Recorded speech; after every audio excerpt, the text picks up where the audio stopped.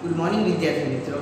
તમે પાંચમા ધોરણની અંદર ઘણા બધા એકમો છે એની માહિતી મેળવી છે.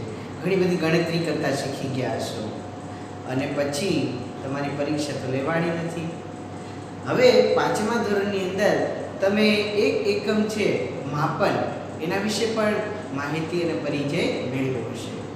તમને ખબર છે કે આપણે કોઈ પણ વસ્તુ છે એનું માપન કરતા હોઈએ છીએ.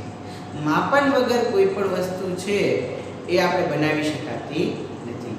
આપણા ઘરની અંદર અનેક વસ્તુઓ હોય છે અલગ અલગ, અને આ અલગ અલગ અનેકવિધ વસ્તુઓ છે બધું માપનના આધારે બનાવવામાં આવેલી હોય છે. જેમ કે ટીવી છે કે પછી XYZ આપણા ઘરનું જે કંઈ ફર્નિચર છે, એ બધું ફર્નિચર છે એ માપનના આધારે આપણે બનાવતા હોઈએ છીએ. આપણી સ્કૂલની અંદરની બધી વસ્તુઓ હોય છે, ટેબલ, ખુરશી, તો આ બધી જ વસ્તુઓ છે એ માપનના આધારે આપણે બનાવીએ છીએ. ફર્નિચરની અંદર જોઈએ તો કબાટ છે, ટેબલ છે, XYZ બધી વસ્તુઓ છે એ આપણે માપનના આધારે બનાવતા હોઈએ છીએ. તો આપણા ઘરની અંદર જે લાદી નાખવામાં આવે છે એ લાદી પણ ચોક્કસ માપન કરી અને ત્યારબાદ નાખવામાં આવી હોય છે. તો આ માપન છે એના વિશે આપણે જાણવું ખૂબ જરૂરી બને છે. પાંચમા ધોરણમાં પણ તમે માપન છે એના વિશે પરિચય મેળવીને આવ્યા છો, એટલા માટે છઠ્ઠા ધોરણમાં પણ આ જે માપન છે એને લગતું જ એક ચેપ્ટર છે એ પણ આવે છે. માપનની અંદર તમે આખું ઘર બનાવો છો, બરાબર? તમારું જે ઘર છે એન્જિનિયરિંગ બનાવે એ પહેલાં આખો એક પ્લાન, નકશો તૈયાર કરે છે અને આખું પ્લાનિંગ તૈયાર કરે છે, ત્યારબાદ ઘર બનાવે છે. આપણા ઘરની જે લાદી છે એમાં પણ કેટલી લાદી છે આપણા રૂમમાં સમાઈ શકશે એનો ચોક્કસ અંદાજ કાઢવામાં આવે છે અને ત્યારબાદ છે એને માપન કરવામાં આવે છે. તો કોઈ પણ વસ્તુ છે એનું માપન કરવું જરૂરી બને છે. અહીંયા તમે જોઈ શકો છો કે આ જે બોર્ડ છે અહીંયા લગાવવામાં આવ્યું હશે તો સૌપ્રથમ એનું માપન કરવામાં આવ્યું હશે કે આ જે જગ્યા છે એનું માપ કેટલું છે, અને આ જગ્યાની અંદર આ બોર્ડ છે એ કેટલા સેમી કે કેટલા મીટરનું બોર્ડ છે એ આ જગ્યા ઉપર આપણે મૂકી શકશું તો સમાઈ શકશે. બારીના આપણે પડદા જોઈએ તો બારીના પડદા છે એનું પણ ચોક્કસ માપ લેવામાં આવે છે. એમ કોઈ પણ વસ્તુ છે એ બનાવતા પહેલાં એનું માપન કરવામાં આવે છે, ત્યારબાદ જ વસ્તુ છે એ બનાવવામાં આવતી હોય છે. તો અહીંયા આપણે છઠ્ઠા ધોરણમાં પણ માપનનું એવું જ એક ચેપ્ટર છે પરિમિતિ અને ક્ષેત્રફળ, પરંતુ આપણે બ્રિજ કોર્સની અત્યારે માહિતી મેળવીએ છીએ. એટલે તમે જે પાંચમા ધોરણની અંદર પરિમિતિ અને ક્ષેત્રફળ છે એ જે ભણી ગયા છો એના વિશે પહેલાં તો આપણે પરિચય મેળવીએ. તો પરિમિતિ એટલે શું અને ક્ષેત્રફળ એટલે શું, તો સૌપ્રથમ તો આપણે એની વ્યાખ્યા છે એની તરફ નજર કરશું. તો પરિમિતિ છે આપણો પહેલો છે પોઈન્ટ છે અહીંયા, અને પરિમિતિ વિશે પૂરેપૂરી જાણકારી તમને મળી જાય ત્યારબાદ જ આપણે ક્ષેત્રફળ વિશે સમજ કેળવીશું. તો સૌપ્રથમ અહીંયા આપણે જોઈએ છે માપનની અંદર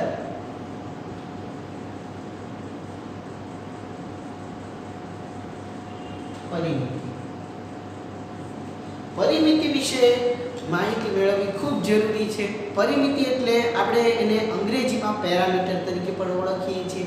પરિમિતિ એટલે શું, તો તમે પાંચમા ધોરણમાં ભણી ગયા છો એટલે તમને વ્યાખ્યા બધા વિદ્યાર્થીઓને આવડતી હશે. તો પરિમિતિ એટલે કે કોઈ પણ આકૃતિની, કોઈ પણ બંધ આકૃતિની ચારે બાજુના માપનો સરવાળો. ચાર બાજુ ન હોય તો કે બધી બાજુના માપનો સરવાળો એમ પણ આપણે લઈ શકીએ. કોઈ આકૃતિ હોય તેને ચાર બાજુ હોય, કોઈ આકૃતિ હોય તો કે પાંચ બાજુ હોય, કોઈ આકૃતિને 6 બાજુ હોય, કોઈને 7, 8, 9, 10 XYZ ગમે એટલું માપ છે હોઈ શકે છે. એટલે કે કોઈ પણ આકૃતિની બાજુ છે એ કોઈ પણ હોઈ શકે છે. ઘણાને 5 હોય, 6 હોય, 7 હોય કે 8 કે XYZ કોઈ પણ બાજુ હોય એનું આપણે જ્યારે માપન કરવાનું હોય ત્યારે આપણે પરિમિતિ છે એના દ્વારા માપન કરીએ છીએ. તો કે તમારા ઘરમાં રહેલી વસ્તુ છે એનું પણ તમે પરિમિતિના આધારે માપન કરી શકો છો. અહીંયા પરિમિતિ એટલે શું, અહીંયા આપણે વ્યાખ્યા લખશું બોર્ડ ઉપર. કોઈ પણ બંધ આકૃતિની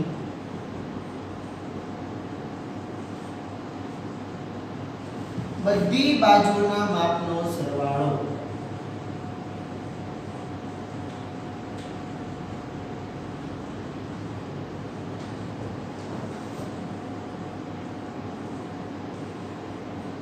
પરિમિતિ એટલે કે કોઈ પણ બંધ આકૃતિ. આકૃતિ છે બંધ હોવી જોઈએ, જેમ કે ચોરસ છે, લંબચોરસ છે, ત્રિકોણ છે, ષટકોણ છે, પંચકોણ છે, સપ્તકોણ, અષ્ટકોણ, નવકોણ. આ જે બધી આકૃતિ છે એ બંધ આકૃતિ હોવી જોઈએ અને બંધ આકૃતિની બધી બાજુના માપનો સરવાળો એને આપણે કહીશું પરિમિતિ.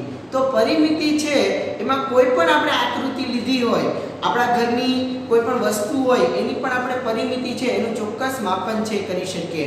આપણા ઘરની અંદર કોઈ પણ જગ્યાએ આપણે ફર્નિચર છે ફિટ કરાવવું હોય કે ટીવી કે XYZ કોઈ પણ વસ્તુ છે એ આપણે મૂકવી હોય તો સૌપ્રથમ આપણે એનું માપન કરવું પડશે કે આ જે જગ્યા છે એની અંદર કેટલા સેન્ટીમીટર છે એનો પડદો લગાડવો પડશે કે કેટલા સેન્ટીમીટર છે એની બારી આપણે ફિટ કરાવવી પડશે. તો સૌપ્રથમ આપણે એનું માપન કરવું પડે છે અને માપન કર્યા બાદ આપણે એ વસ્તુ છે ને મૂકી શકીએ છીએ. તો કોઈ પણ વસ્તુ છે એના માટે પરિમિતિ છે એનું માપન કરવું ખૂબ જરૂરી છે. એટલા માટે પરિમિતિ છે એને માપન કરવા માટે આપણે જોશું કે કોઈ પણ આકૃતિ આપણે આપેલી હોય એ આકૃતિ કે કોઈ પણ વસ્તુ હોય એની બધી બાજુઓના માપનો સરવાળો. જો એ વસ્તુ કે આકૃતિ હોય એની બાજુ 4 હોય તો 4 બાજુના માપનો સરવાળો, 5 બાજુ હોય તો 5 બાજુની માપનો સરવાળો આપણે કરી અને પરિમિતિ છે એનું માપન કરી શકીએ છીએ. તો અહીંયા તમે 5મા ધોરણની અંદર ચોરસની પરિમિતિ અને લંબચોરસની પરિમિતિ આ બે પોઈન્ટ છે ભણીને આવ્યા હશો. તો આપણે એનો વિગતવાર પરિચય મેળવીએ. પણ 5મા ધોરણની અંદર તમે જે પરિમિતિનો પરિચય મેળવ્યો છે એ આકૃતિના આધારે અને ખાલી જે બાજુ છે એનું કુલ માપ છે એનો સરવાળો કરીને મેળવ્યો છે.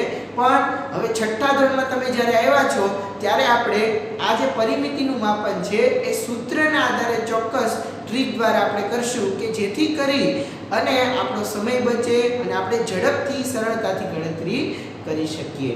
તો અહીંયા આપણે સૌપ્રથમ પરિમિતિની અંદર જોઈએ તો આપણે આકૃતિ લઈએ છીએ ચોરસની. તો ચોરસની આકૃતિ લઈએ છીએ એટલે કે ચોરસની પરિમિતિ. અહીંયા આપણે લખશું પોઈન્ટ ચોરસની પરિમિતિ.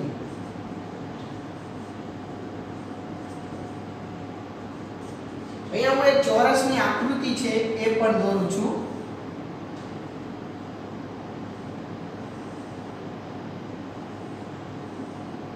અહીંયા જે ચોરસ દોરેલું છે તો કે ચોરસ એવી આકૃતિ છે કે એની ચારે બાજુ છે એ એક સરખી હોય. દરેક બાજુઓના માપ છે એક સરખા હોય છે. દાખલા તરીકે આ બાજુનું માપ છે એ 4 સેન્ટીમીટર હોય તો પછી આપણે બીજી કોઈ બાજુ છે એને માપન કરવાની જરૂર રહેતી નથી, કેમ કે ચોરસ એટલે કે જેની ચારે બાજુ છે સમાન હોય એવી આકૃતિ. તો અહીંયા 4 સેન્ટીમીટર આપણને એક બાજુનું માપ આપેલું હોય તો આપણે તર્ક લગાવી શકીએ કે બધી બાજુનું માપ 4 સેન્ટીમીટર જ હશે. તો આ જે બાજુ છે એનું માપ પણ 4 સેન્ટીમીટર, અહીંયા આ બાજુનું પણ 4 સેન્ટીમીટર માપ અને આ બાજુનું માપ છે પણ 4 સેન્ટીમીટર.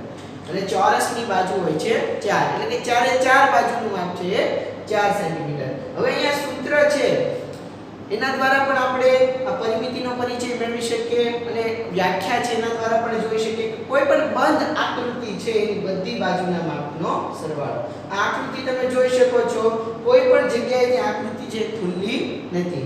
એટલે આ જે ચોરસ છે બંધ આકૃતિ છે, બંધ આકૃતિની બધી બાજુના માપનો સરવાળો. તો કે આ આકૃતિને કેટલી બાજુ છે તો કે કુલ 4 બાજુ છે. હવે એક બાજુનું માપ 4 સેન્ટીમીટર છે તો અહીં આપણે લખશું ચોરસની પરિમિતિ બરાબર ચારે બાજુઓના માપનો સરવાળો.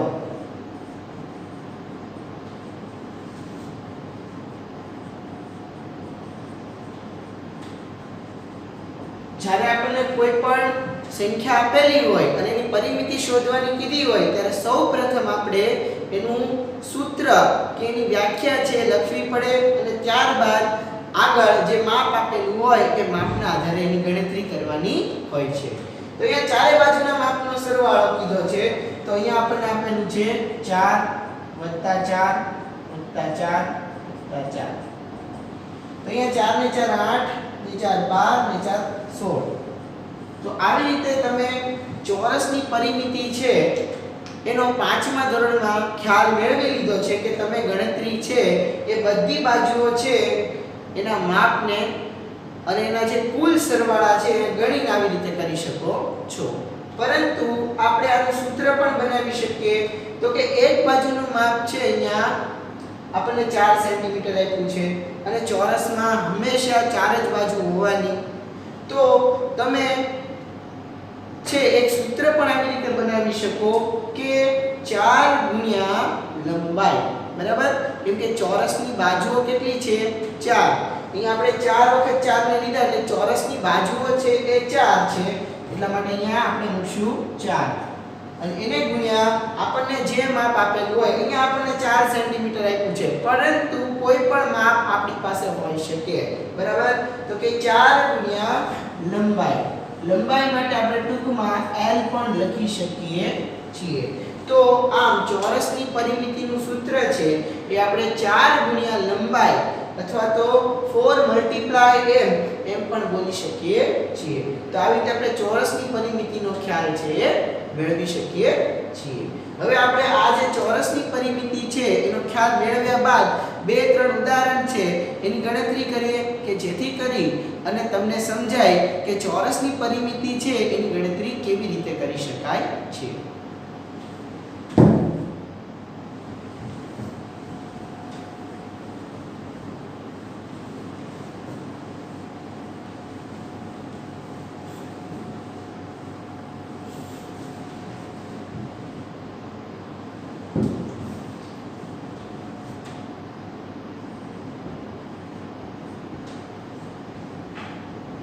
બાજુની લંબાઈ છે એ આપણને આપેલી હોય 25 સેન્ટીમીટર. અહીંયા બીજી રકમ પણ સાથે સાથે લખી દઉં છું 30 સેમી.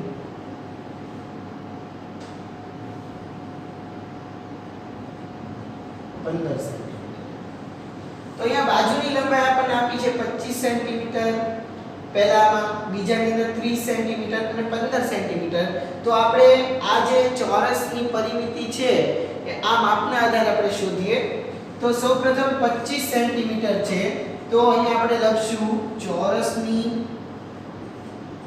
પરિમિતિ બરાબર સૂત્ર મૂકશું 4 ગુણ્યા લંબાઈ 4 × L. હવે અહીંયા આપણે મૂકશું 4. લંબાઈ આપણને આપી છે પહેલામાં 25, તો અહીંયા આપણે મૂકશું એને ગુણ્યા 25 સેન્ટીમીટર બરાબર. આપણે આને મલ્ટીપ્લિકેશનમાં ફેરવશું તો 25 ચોક 100 બરાબર. 25 × 4 100. તો 25 ચોક છે આપણે 100 મેળવી શકીએ. એટલે કે આ જે માપ છે એના આધારે આપણે પરિમિતિ છે એ મેળવી શકીએ છીએ 100 સેમી. તો પરિમિતિ આપણે પહેલા દાખલાની અંદર 100 સેમી મેળવી શકીએ છીએ. હવે આપણે જે બીજું છે 30 સેન્ટીમીટર માપ આપેલું હોય તો એમાં આપણે પરિમિતિ કેટલી મેળવી શકીએ ગણતરી કરીએ. આપણે તો સૌપ્રથમ તો સૂત્ર લખવું પડશે. ચોરસની પરિમિતિ બરાબર 4 ગુણ્યા લંબાઈ બરાબર 4 ગુણ્યા 30 સેમી. હવે અહીંયા 30 ચોક 3 ચોક 12 120 સેન્ટીમીટર.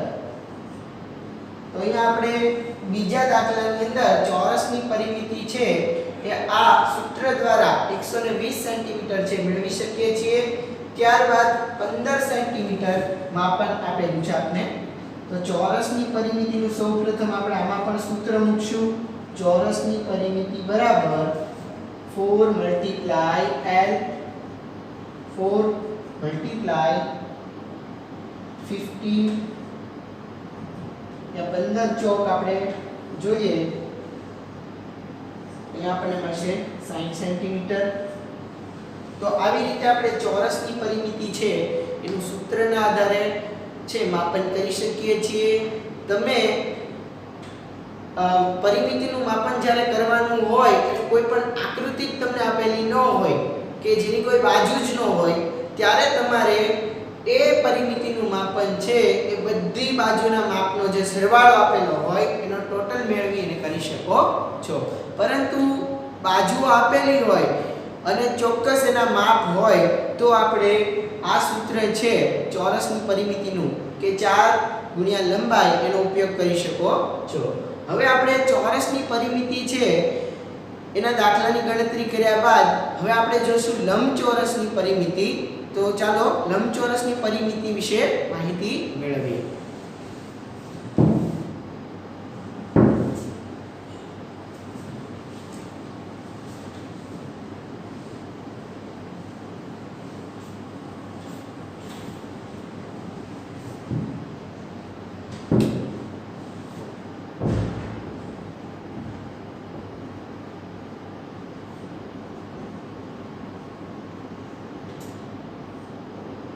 ચોરસની પરિમિતિની માહિતી મેળવ્યા બાદ લંબચોરસની પરિમિતિ છે અને ચોરસની પરિમિતિ એ બે એક સરખી જ છે.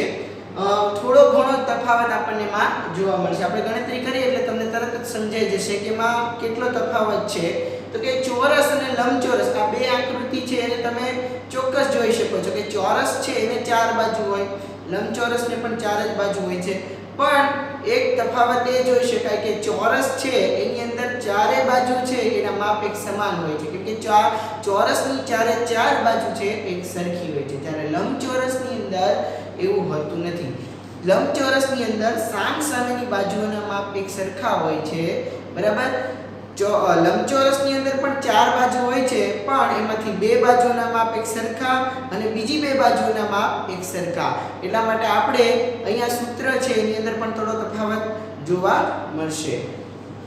લંબચોરસની પરિમિતિ છે એ તમે 5મા ધોરણની અંદર પણ ભણીને આવ્યા છો, શીખીને આવ્યા છો.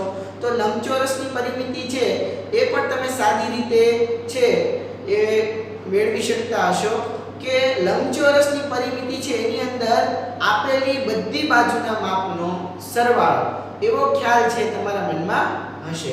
પરંતુ આપણે લંબચોરસની પરિમિતિની ગણતરી છે એ પણ ચોક્કસ સૂત્રના આધારે કરી શકીએ છીએ. તો પહેલા તો અહીંયા હું એક લંબચોરસની આકૃતિ દોરીશ.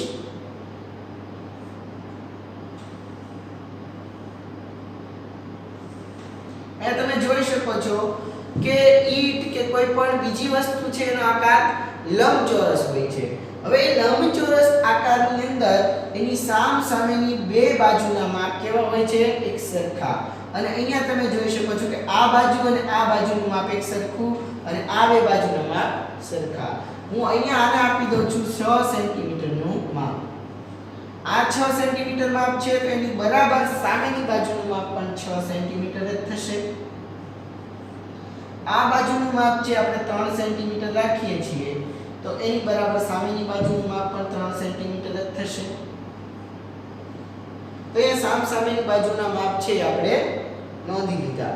હવે આપણે 5મા ધોરણની અંદર તમે જે ગણતરી છે એ કરતા કે જેની અંદર લંબચોરસની બધી બાજુના માપનો સરવાળો એટલે એની પરિમિતિ. હવે આપણને ખબર પડી જશે કે આની પરિમિતિ કેટલી છે, પરંતુ આપણે ચોક્કસ સૂત્ર દ્વારા ગણતરી કરવી હોય તો સૂત્ર છે એ મૂકવું પડે. અહીંયા તમે 6 ને 6 12 અને 6 છે 3 ને 3 એટલે આની જે ચોક્કસ પરિમિતિ છે એ એમ નામ તમારા ઓરલી મૌખિક અવલોકનના આધારે મેળવી શકો છો કે આની પરિમિતિ છે એ 18 સેન્ટીમીટર થાય.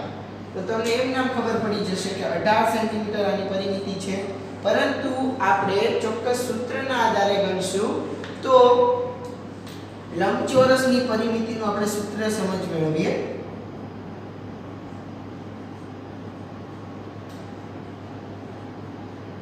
તો એના માટે એની 2 બાજુના માપ સરખા છે. એટલા માટે અહીંયા સામસામેની આ 2 બાજુ અને આ સામસામેની 2 બાજુના માપ સરખા છે. એટલા માટે અહીંયા આપણે મૂકશું 2. હવે 2 છે આ માપ છે ને આપણે લંબાઈ અને બીજી જે માપ છે એને આપણે પહોળાઈ ગણીએ છીએ એટલે કે L અને B એટલે આપણે એને ગણીએ છીએ બ્રેથ. બરાબર. લેન્થ અને બ્રેથ એના માટે આપણે મૂકશું અહીંયા L અને B, L plus B. તો અહીંયા તમે જોઈ શકો છો કે બે બાજુના માપ સરખા છે એટલા માટે અહીંયા તમે આપણે મૂક્યા છે 2 અને લંબાઈ અને પહોળાઈ છે એને પણ પ્લસ કરવા પડશે એટલા માટે લંબાઈ અને પહોળાઈનું જે માપ છે એના માટે અહીંયા આપણે પ્લસ કરી અને L plus B કરેલું છે. તો 2 multiply L plus B, 2 ગુણ્યા લંબાઈ વત્તા પહોળાઈ છે આપણે આ સૂત્ર છે એ લંબચોરસની પરિમિતિ માટે ઉપયોગમાં લઈ શકીએ છીએ અને આ સૂત્ર આપણે આવી રીતે મેળવી શકીએ. તો અહીંયા 2 આપણે એટલા માટે લીધા કેમ કે લંબચોરસમાં સામસામેની બે બાજુઓ છે એ સરખી હોય છે, એના માપ છે એ એક સમાન હોય છે. હવે કાઉન્સની અંદર આપણે લંબાઈ વત્તા પહોળાઈ કર્યું કેમ કે અહીંયા એક બાજુ છે એની લંબાઈ હોય છે અને બીજી બાજુની પહોળાઈ હોય છે અને લંબાઈ અને પહોળાઈનું જે માપ છે એ બંનેને આપણે પ્લસ કરવાના છે. તો અહીંયા આપણે લંબચોરસની પરિમિતિનું સૂત્ર 2 ગુણ્યા લંબાઈ વત્તા પહોળાઈ મેળવી શકીએ છીએ. હવે અહીંયા આ જે દાખલો છે બરાબર એની આપણે આ સૂત્ર દ્વારા સમજ મેળવીએ તો અહીંયા આપણે 2 ગુણ્યા લંબાઈ વત્તા પહોળાઈ, એની લંબાઈ છે 6 સેન્ટીમીટર અને પહોળાઈ છે 3 સેન્ટીમીટર. તો 6 plus 3 છે એનો આપણે સરવાળો કરશું તો આપણને અહીંયા મળશે 9 સેમી. 9 સેમી એને મલ્ટીપ્લાય કરવાના છે 2 સાથે એટલે 2 ગુણ્યા 9 બરાબર 18 સેન્ટીમીટર છે. એ આપણે આ જે આકૃતિ છે એના આધારે જે લંબચોરસની પરિમિતિ છે એ જોઈ શકીએ છીએ. સૂત્રના આધારે આ રીતે આપણે પેલા સૂત્ર મૂકી અને પછી ત્યારબાદ જે આપણે આપેલા માપ છે એ મૂકી અને આ રીતે ગણતરી કરી શકીએ છીએ. હવે આપણે લંબચોરસની પરિમિતિના પણ 2-3 ઉદાહરણ છે એ બોર્ડ ઉપર સમજીએ જેથી કરીને તમને ચોક્કસ ખ્યાલ આવે કે લંબચોરસની પરિમિતિ છે એની ગણતરી આપણે કેવી રીતે કરી શકીએ છીએ.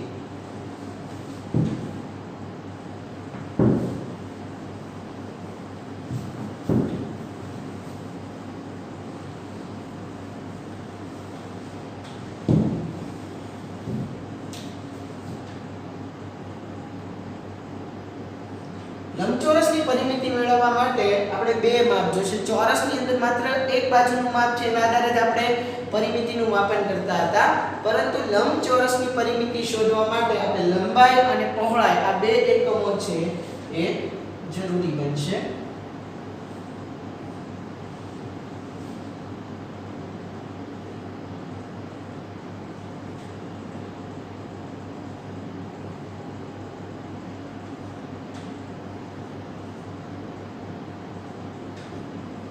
અહીંયા લંબાઈ અને પહોળાઈ છે એનું આપણે માપન છે જોઈ શકીએ છીએ. 10 લંબાઈ હોય તો પહોળાઈ 5, 20 લંબાઈ હોય તો પહોળાઈ 10 અને લંબાઈ 30 હોય તો પહોળાઈ 15. આ બધાનો એકમ છે સેન્ટીમીટર છે આપણે ગણશું. તો હવે આપણે આ જે માપ છે એના આધારે લંબચોરસની પરિમિતિની ગણતરી કરીએ. તો પહેલું છે લંબચોરસની પરિમિતિ બરાબર સૂત્ર મૂકીએ 2 મલ્ટીપ્લાય L plus B, 2 ગુણ્યા લંબાઈ વત્તા પહોળાઈ. જ્યારે કાઉન્સ કરેલો હોય ત્યારે સમજવાનું કે હંમેશા આપણે ગુણાકારની ક્રિયા છે કરવાની હોય છે. તો અહીંયા આપણે 2 મૂકશું. કાઉન્સની અંદર L છે, L માટે અહીંયા પહેલા જ દાખલાની અંદર જોશું આપણને આપેલા છે L બાય 10 પ્લસ પહોળાઈ આપેલી છે 5 સેન્ટીમીટર. અહીં સૂત્રમાં આપણે 2 લઈશું. 10 ને 5 છે એનો સરવાળો કરીએ તો અહીંયા આપણને મળશે 15 સેમી. 15 દુ અહીંયા આપણને મળશે 30 સેન્ટીમીટર.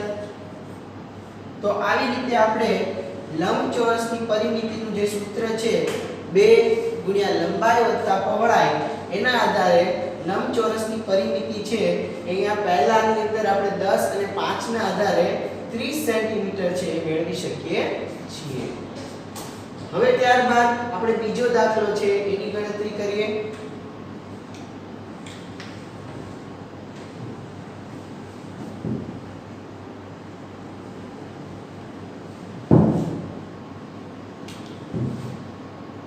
એમાં પણ આપણે સૂત્ર સૌપ્રથમ લખશું. લંબચોરસની પરિમિતિ બરાબર 2 ગુણ્યા લંબાઈ વત્તા પહોળાઈ બરાબર 2 ગુણ્યા 20 સેમી પ્લસ 10 સેમી બરાબર 2 20 અને 10 નો આપણે સરવાળો કરશું એટલે આપણને મળશે 30 સેન્ટીમીટર. 30 દુ અહીંયા મૂકશું આપણે 60 સેન્ટીમીટર. તો જે આપણને પરિમિતિ છે એ 60 સેન્ટીમીટર છે એ મળી. તો આવી રીતે આપણે લંબચોરસની પરિમિતિ છે એનું માપન કરી શકીએ છીએ. હવે આપણે ત્રીજો દાખલો ગણીએ.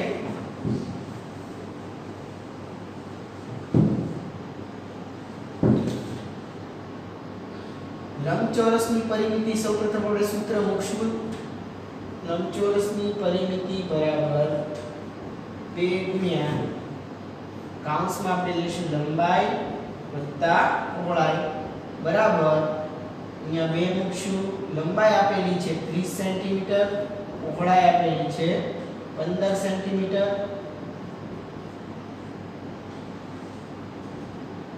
અહીંયા આપણે 2 ના 2 મૂકશું, મલ્ટીપ્લાય કરશું 30 + 15, 30 ને 15 થશે 45. તો આપણે જવાબ મળશે 45 દુ 90 સેન્ટીમીટર. તો લંબચોરસની પરિમિતિ છે એ આપણે 45 સેન્ટીમીટર છે એ મેળવી શકીએ છીએ. તો આવી રીતે આપણે કોઈ પણ દાખલા છે એની ગણતરી લંબચોરસની પરિમિતિ અને ચોરસની પરિમિતિ છે એ આવી રીતે શોધી શકીએ છીએ. વિદ્યાર્થી મિત્રો, હવે તમારે લંબચોરસની પરિમિતિ અને ચોરસની પરિમિતિ છે એનો જે આપણે ખ્યાલ મેળવ્યો એના આધારે તમારી જે હોમવર્ક બુક છે એની અંદર લંબચોરસની પરિમિતિના સૂત્રના આધારે 10 દાખલા અને ચોરસની પરિમિતિ છે એના સૂત્રના આધારે 10 દાખલા છે એ ગણવાના રહેશે. તમે એની અંદર કોઈ પણ માપ છે મૂકી શકો છો.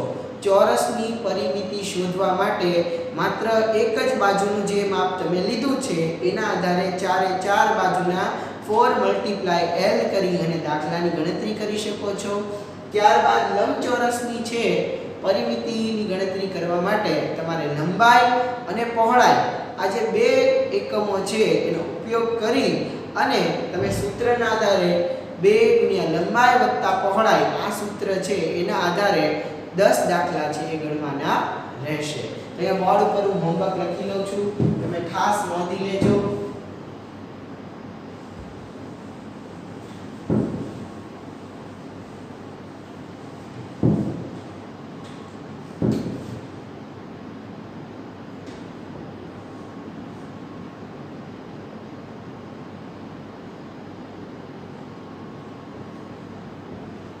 ચોરસ અને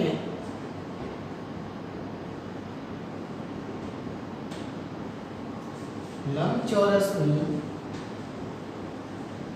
પરિમિતિના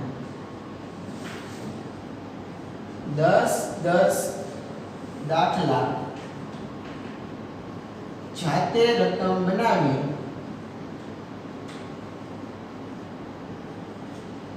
ગણવા. જેની અંદર ચોરસ માટે તમારે માત્ર લંબાઈનો એક જ એકમનો ઉપયોગ કરી અને દાખલાની ગણતરી કરવાની રહેશે. જ્યારે લંબચોરસની અંદર લંબાઈ અને પહોળાઈ આ 2 એકમ છે એની સૌપ્રથમ રકમ બનાવવાની રહેશે અને રકમ બનાવ્યા બાદ દાખલાની ગણતરી છે એ કરવાની રહેશે. અને ખાસ યાદ રાખજો, સૂત્રના આધારે દાખલાની ગણતરી કરવાની રહેશે.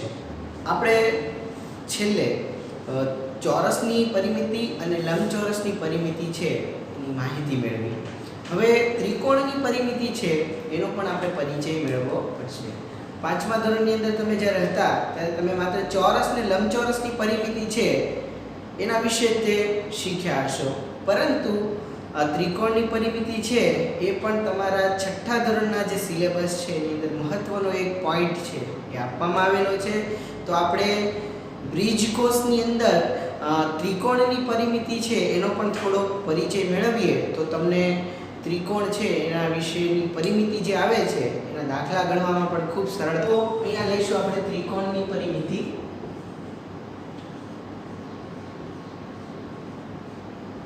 ત્રિકોણની પરિમિતિ, ચોરસની પરિમિતિની અંદર આપણે જોયું હતું કે ચારે બાજુના માપનો સરવાળો. તો કે ત્રિકોણની પરિમિતિની અંદર પહેલા તો આપણે વ્યાખ્યા લખીએ.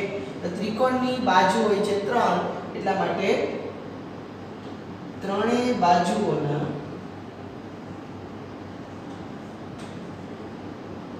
માપનો સરવાળો.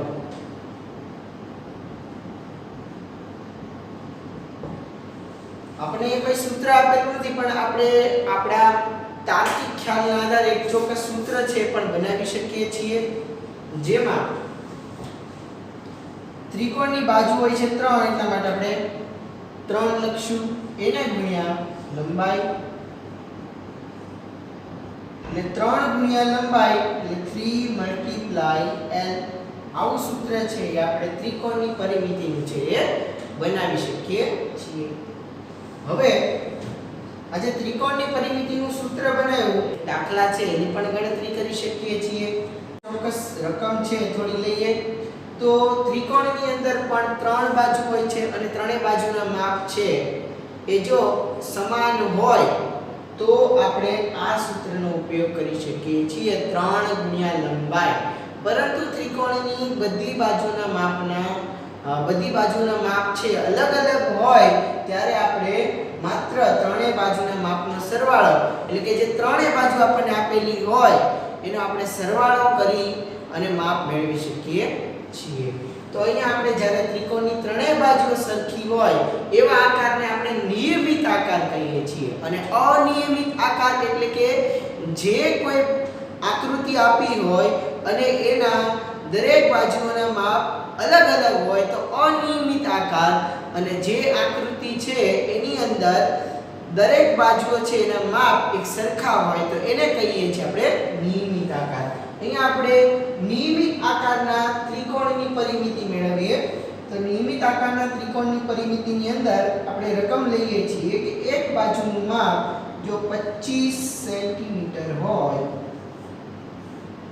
તો એને ગુણ્યા આપણે 3 કરશું, કેમ કે 3 ગુણ્યા L ગુણાકારના નિયમ પ્રમાણે 25 પહેલા લ્યો કે 3 પહેલા લ્યો કોઈ ફેર પડતો નથી. 25 * 75 સેન્ટીમીટર. તો આવી રીતે તમે જોઈ શકો છો કે 75 સેન્ટીમીટર છે એ ત્રિકોણની પરિમિતિ મેળવી શકાય. પણ કેવું ત્રિકોણ? નિયમિત આકારના ત્રિકોણની પરિમિતિ મેળવી શકાય. આ ઉપરાંત નિયમિત આકારના ઘણા બધા કોઈ પણ બીજી આકૃતિ હોય તો એનું પણ તમે ચોક્કસ આવી રીતે કોઈ બાજુ છે એના આધારે એને ગુણ્યા લંબાઈ એવી રીતે સૂત્ર બનાવી શકો છો. તો આપણે છઠ્ઠા ધોરણની અંદર એક પોઈન્ટ ભણવામાં આવે છે, નિયમિત આકારના કે નિયમિત આકૃતિની પરિમિતિ શોધો. તો નિયમિત આકૃતિની પરિમિતિ શોધવા માટે તમારે કોઈ પણ આપેલી જે બાજુ હોય એને ગુણ્યા લંબાઈ, આ બે છે કોઈ પણ બાજુ અને એને ગુણ્યા આપેલું માપ જે લંબાઈનું છે એ તમે મલ્ટીપ્લિકેશન કરશો એટલે તમને નિયમિત આકારની પરિમિતિ છે એનું માપ ચોક્કસ મળશે. તો ત્રિકોણની જે પરિમિતિ છે એનું અહીંયા આપણે એક ઉદાહરણ લીધું. અહીંયા આપણે ત્રિકોણની પરિમિતિનું એક બીજું ઉદાહરણ લઈએ કે જેની અંદર અહીંયા સૂત્રના આધારે આપણે પ્રક્રિયા કરીએ. તો 3 ગુણ્યા લંબાઈ સૂત્ર છે, તો એના માટે આપણે અહીંયા 3 મૂકશું. લંબાઈ આપણને આપેલી છે 30 સેન્ટીમીટર. તો 30 તેરી આપણે જોશું તો આપણને મળશે 90 સેન્ટીમીટર. આ જ રીતે હજી આપણે એક ઉદાહરણ લઈએ. એની અંદર 3 ગુણ્યા આપણે 25 કરીએ.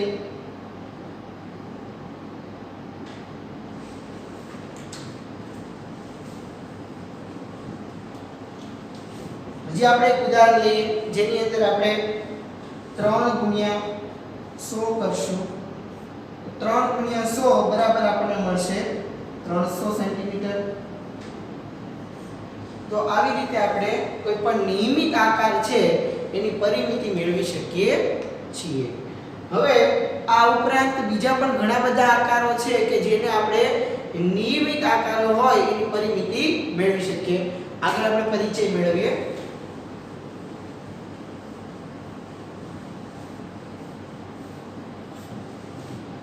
પંચકોણ, ષટકોણ, સપ્તકોણ, અષ્ટકોણ આ બધી આકૃતિ છે એ પણ જ્યારે નિયમિત આકાર હોય એટલે કે એની દરેક બાજુઓના માપ એક સમાન હોય ત્યારે આપણે એની ગણતરી છે એ કરી શકીએ છીએ સૂત્રના આધારે. પરંતુ જ્યારે આપણને દરેક બાજુના અલગ અલગ માપ આપેલા હોય તો અલગ અલગ માપ આપેલા હોય ત્યારે માત્ર આપણે બધી બાજુના માપનો સરવાળો એનો જે કુલ ટોટલ આંક આવે એ આપણે ગણવાનો રહેશે. તો અહીંયા આપણે બીજું ઉદાહરણ લઈએ.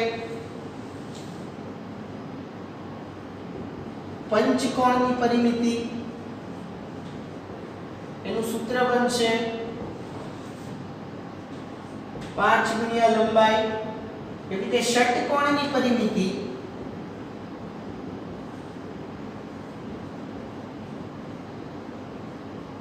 એનું સૂત્ર બનશે 6 ગુણ્યા લંબાઈ. એમાં 6 બાજુ હોય છે. સપ્તકોણની પરિમિતિ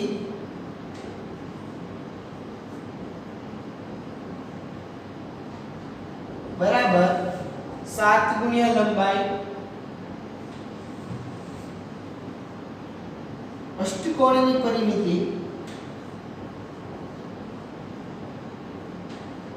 બરાબર 8 ગુણ્યા લંબાઈ. યાદ રાખજો કે આ જે પંચકોણ, ષટકોણ, સપ્તકોણ અને અષ્ટકોણની પરિમિતિના આપણે જે સૂત્ર લખ્યા છે એ માત્ર નિયમિત આકાર હોય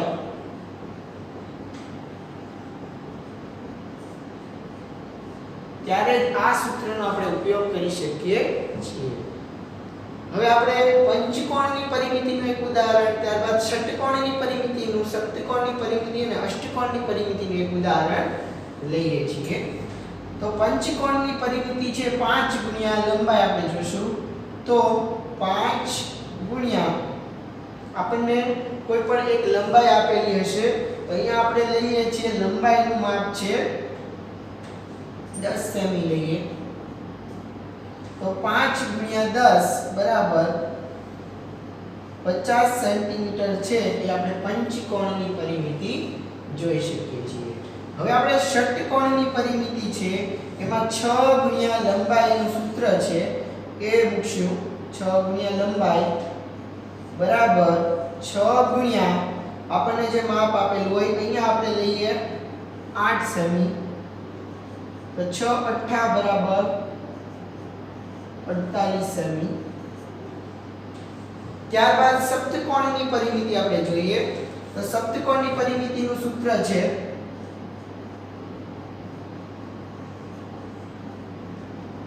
7 ગુણ્યા લંબાઈ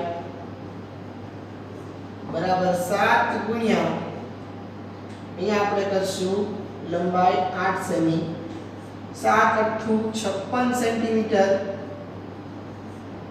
આપણે સપ્તકોણની પરિમિતિ છે જોઈ શકીએ. અષ્ટકોણની પરિમિતિ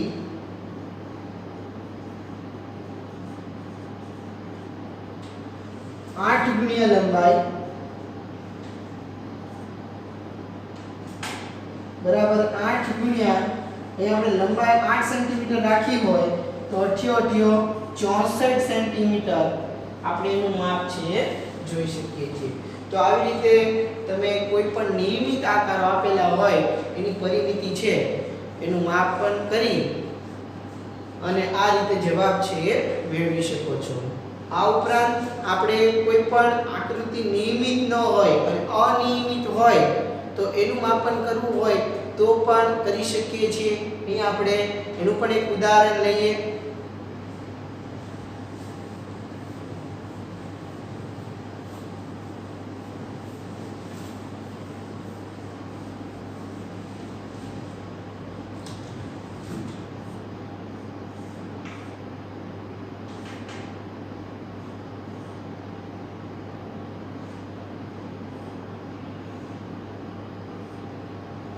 અહીંયા આપેલી જે આકૃતિ છે એની અંદર ઘણી બધી બાજુઓ છે અને દરેક બાજુના માપ જ્યારે અલગ અલગ હોય, દાખલા તરીકે આપણે આનું 1 સેન્ટીમીટર રાખીએ છીએ, અહીંયા 3 સેન્ટીમીટર, અહીં આ બાજુનું માપ આપણે 2 સેન્ટીમીટર રાખીએ, અહીંયા 1 રાખીએ, આ 2, અહીંયા 3, અહીંયા 1, અહીંયા આપણે 3 સેન્ટીમીટર રાખીએ, આનું આપણે પાછું 3 સેન્ટીમીટર રાખીએ, આનું 3 સેન્ટીમીટર રાખીએ અને આનું 1 સેન્ટીમીટર રાખીએ.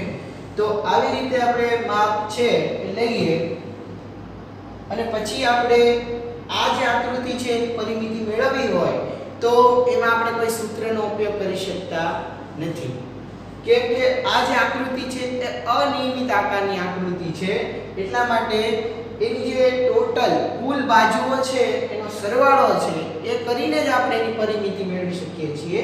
તો અહીંયા 1 અને 3 બરાબર 4, 4 ને 2 6 અને 7, 8 9, 10 11 12, 1 13, 13 ને 3 16, 19 21, 20 ને 3 23 અને 3 26. તો આ આકૃતિ છે એની પરિમિતિ આપણે 26 સેમી છે એ મેળવી શકીએ છીએ. તો આવી રીતે અનિયમિત આકારની આકૃતિ હોય એની પરિમિતિ આપણે આવી રીતે મેળવીએ. વિદ્યાર્થીઓ, આપણે આજના હોમવર્કની અંદર આજે આપણે જેટલા ટોપિક ભણ્યા છે, ચોરસની પરિમિતિ, લંબચોરસની પરિમિતિ, ત્રિકોણની પરિમિતિ, પંચકોણ, ષટકોણ, સપ્તકોણ, અષ્ટકોણ, આ બધા જે આકારો છે નિયમિત આકારો એની પરિમિતિ વિશે આપણે જોયું અને અનિયમિત આકારની પરિમિતિ વિશે પણ જોયું. તો તમારે ચોરસની પરિમિતિના 10 ઉદાહરણના દાખલા, આ ઉપરાંત લંબચોરસની પરિમિતિ છે એના પણ ઉદાહરણના 10 દાખલા, આ ઉપરાંત કોઈ પણ બીજા નિયમિત આકારો છે એના 10 દાખલા, એમ કુલ 30 દાખલાની ગણતરી કરવાની રહેશે. આજનું આપણું હોમવર્ક છે આપણે બોર્ડ ઉપર લખીએ છીએ, જે તમારે ખાસ નોંધ કરવાની રહેશે.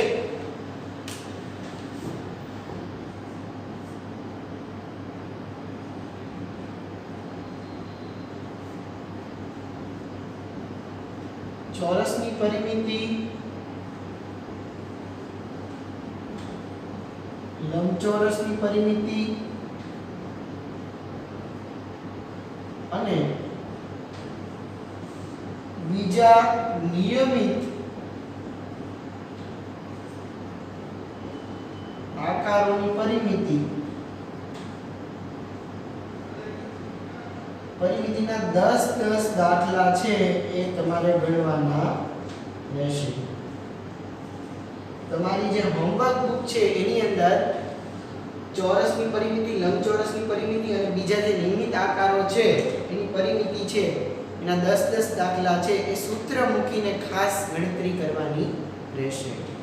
તો વિદ્યાર્થીઓ, આપણે આજે બસ એટલું જ. બીજું આપણે આવતા લેક્ચરમાં ભણશું. આભાર. गुड मॉर्निंग बच्चों, आज हम रेक्टेंगल के पेरीमीटर के बारे में जानेंगे.